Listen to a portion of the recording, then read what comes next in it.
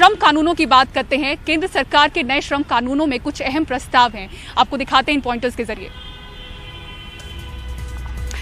एक हफ्ते में अधिकतम 48 घंटे ही काम कराया जा सकेगा इन श्रम कानूनों के मुताबिक। इससे ज्यादा काम करने पर ओवर टाइम देना होगा, लेकिन किसी भी सूरत में 3 महीने में 125 घंटे से ज्यादा काम नहीं कराया जा सकता है, यानी ओवर टाइम भी नहीं।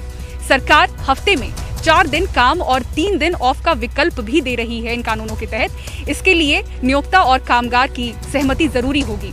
आईटी या दूसरी सेवाओं के लिए घर से काम का प्रावधान रहेगा।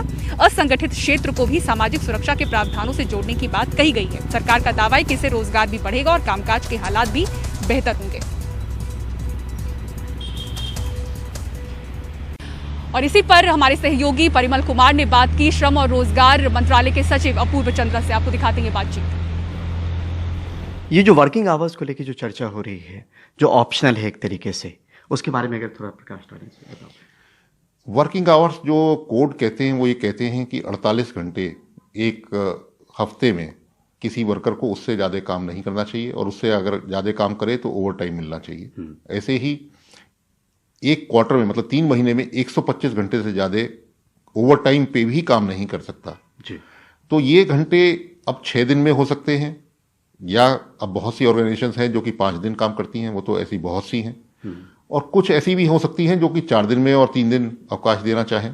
और तो अगर ऐसी ऑर्गेनाइजेशंस में वर्कर और एम्प्लॉयर की सहमति हो कि हमें कम काम में और हम जो है ज़्यादा अधिक अवकाश लेके हम काम कर सकते हैं, तो हो सकता है हम ये फ्लेक्सिबिलिटी देने का प्रावधान रखेंगे जी। वर्किंग फ्रॉम होम को लेकर भी बात हुई है। वर्क फ्रॉम होम जो स्टैंडिंग ऑर्डर्स हैं, इसके इन कायदों में एक स्टैंडिंग ऑर्डर भी निकलते हैं, और वो स्टैंडिंग ऑर्डर हमने जो है एक आईटी और सर्विसेज के लिए निकाला है। उसमें हमने वर्क फ्रॉम होम, क्योंकि अब पिछला कोविड के टाइम में आपने देखा है कि बहुत से लोग आज भी वर्क फ्रॉम होम कर रहे हैं, तो उनके लिए ये प्रावधान रहे, तो ये हमने उसमें सुविधा डाली है। वर्क फ्रॉम होम को लेकर जो अलाउंसेस को लेकर एक बात थी सर, ये भी खबर आई, उसको लेकर अगर थोड़ा सा बता पाएं कि उसमें क्या कुछ सहमति बनी है, किस तरीके की चीज़ें। अलाउंसेस पे कुछ लोगों का कहना ये है कि जो है वेजेस की डेफिनेशन है उससे अलाउंसेस उसमें कई अलाउंसेस में शामिल नहीं है, और वेजेस की जो डेफिनेशन है उसमें वेजेस बढ़ जाएंगे, वेजेस अधिक हो जाएंगे, तो उससे जो है कंपनीज को अधिक ग्रेचुटी या अधिक प्रोविडेंट फंड देना पड़ेगा, और लोगों की वर्कर्स की जो टेक होम पे है वो कम हो जाएगी। तो हम इसको नियम के अंदर इसको सुलझाने की कुछ कोशिश कर रहे हैं। प्रोविडेंट फंड तो ऑफ कोर्स ऐसा है कि 15,000 के ऊपर सब वॉलंटरी है, तो प्रोविडेंट फंड तो कितना देना है ये एम्प्लॉइज आपस में तय कर सकते हैं, इसमें कोई बंधन नहीं है।